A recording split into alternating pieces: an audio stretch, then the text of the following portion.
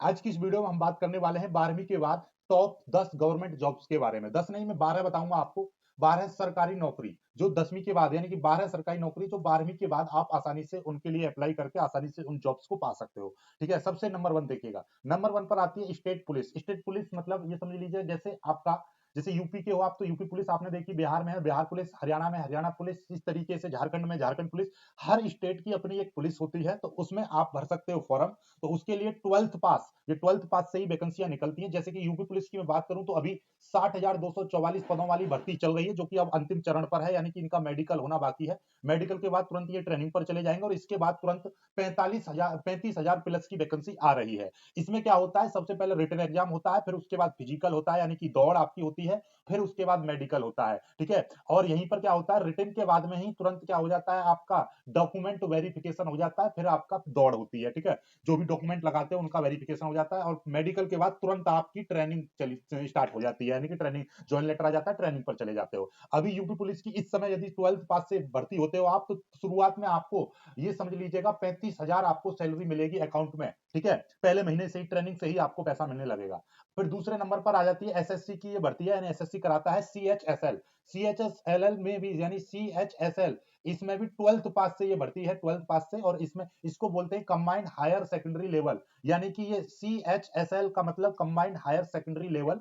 इसमें क्या होता है, एलडीसी यानी कि लोअर डिवीजन क्लर्क बनते हो आप, डाटा एंट्री ऑपरेटर बनते हो, और पोस्टल असिस्टेंट बनते हो। यानी जितनी भी सरकारी दफ्तर होते हैं, यानी सरकारी जितनी भी ऑफिसेस होती हैं, जैसे कि मिनिस्ट्री ऑफ कॉल, और जैसे आपने सुना होगा कोयला मंत्रालय, गृह मंत्रालय, रेलवे मंत्रालय है, ठीक है, फाइनेंस मंत्रालय, income tax department, court clerk, postal assistant, ऐसी जितनी भी ये ऑफिसेस हैं, जितने भी मंत्रालय हैं, इनमें जितनी भी ऑफिस होती हैं, तो उसमें क्लर्क यानी कि बाबू की आपको नौकरी मिलती है इससे। ठीक है, डाटा एंट्री ऑपरेटर की नौकरी मिलती है। ये समझ लीजिए इसमें आपको 40,000 के लगभग, यानी 35 से 38,000 शुरुआत में सैलरी मिलेगी, और अब तो आठवां वेतन आयोग लग जाएगा, तो ये तुरंत आपका 45 से 50,000 इसकी सैलरी हो जाएगी।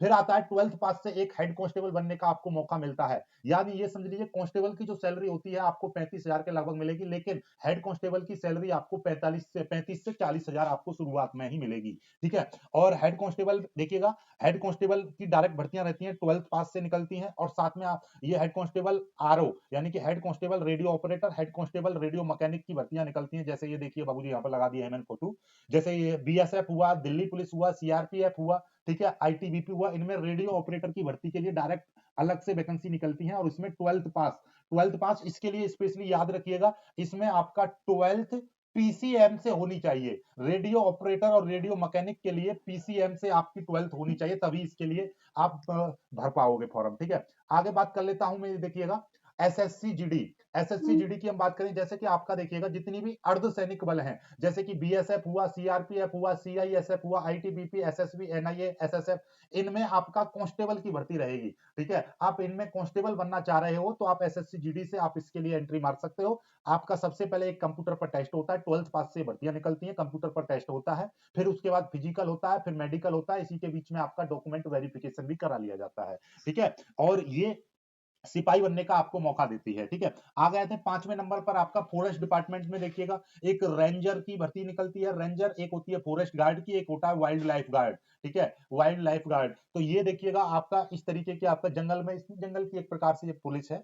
ठीक है, जंगल की देखरेख करना, जानवरों की देखरेख करना, सुरक्षा करना। ठीक है, जहाँ पेड़ पौधे रहते हैं उनको कोई काटे ना, जैसे चंदन की लकड़ी की तस्करी आपने पुष्पा मूवी में देखी हुई, तो उसका रोकने का काम किसका, ठीक है, फॉरेस्ट डिपार्टमेंट का। ठीक, चलिएगा, तो उसके लिए आपका ये देखिए 12th पास से ये भर्तियां निकलती हैं। इसमें आपका जैसे वहां पर आपका नॉर्मल पुलिस में आपका कांस्टेबल, हेड कांस्टेबल और सब इंस्पेक्टर ऐसे होते हैं, ऐसे यहाँ पर फॉरेस्ट गार्ड होते हैं, हेड गार्ड होते हैं, उसके बाद में रेंजर। ठीक है, तो इस तरीके से पोस्टें रहती हैं। आगे देखिएगा, फिर छठे नंबर पर आ जाती है आपकी एसएससी। देखिए ये भी एसएससी, एसएससी स्टेनोग्राफर की। एसएससी स्टेनोग्राफर ऐसा समझिए छोटा मोटा पद नहीं है। जैसे यूपी पुलिस में जो दरोगा होता है, 2 स्टार वाले जो दरोगा जी होते हैं ना, सब इंस्पेक्टर, ठीक है, उसकी जो ग्रेड पे, सब इंस्पेक्टर की ग्रेड पे 4200 होती है, और स्टेनोग्राफर की भी, जो आपका कोर्ट में जो स्टेनो स्टेनो बाबू होते हैं, स्टेनोग्राफर होते हैं, उनकी भी ग्रेड पे 4200 होती है। यानी कि एक दरोगा की जितनी सैलरी होगी शुरुआत में, उतनी ही सैलरी इनको मिलेगी स्टेनोग्राफर की। ये ग्रेड सी और डी की जॉब्स होती हैं, 12th पास से निकलती हैं। शुरुआत में आपकी सैलरी लगभग 45,000 के लगभग रहती है। लगातार ये सैलरी हर साल बढ़ती रहती है, और 4 साल के बाद में तुरंत आपका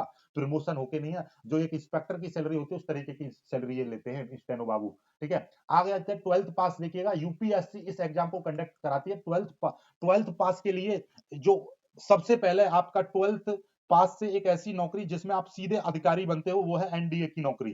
ठीक है, एनडीए में क्या होता है, 17.5 साल से लेकर 19.5 साल का बंदा, अनमैरिड बच्चा ही इसमें अप्लाई कर सकता है। 12th आपका होना चाहिए। And Indian army, navy, air force में आप सीधे सीधे एक अधिकारी बनते हो। यहाँ से क्या बनते हो, अधिकारी बनते हो। और अधिकारी के लिए आपका 12th पास। वैसे नॉर्मल जॉब्स में अधिकारी बनोगे तो वहां पर आपका क्या होना चाहिए, बीएससी, लाइक आपका बीएससी, बीए, बीकॉम, यानी कि ग्रेजुएशन मांगते हैं। लेकिन यहाँ पर क्या होता है, 12th पास से ही एनडीए का यदि एग्जाम और इंटरव्यू क्रैक कर लेते हो, आप सीधे ऑफिसर बन जाते हो।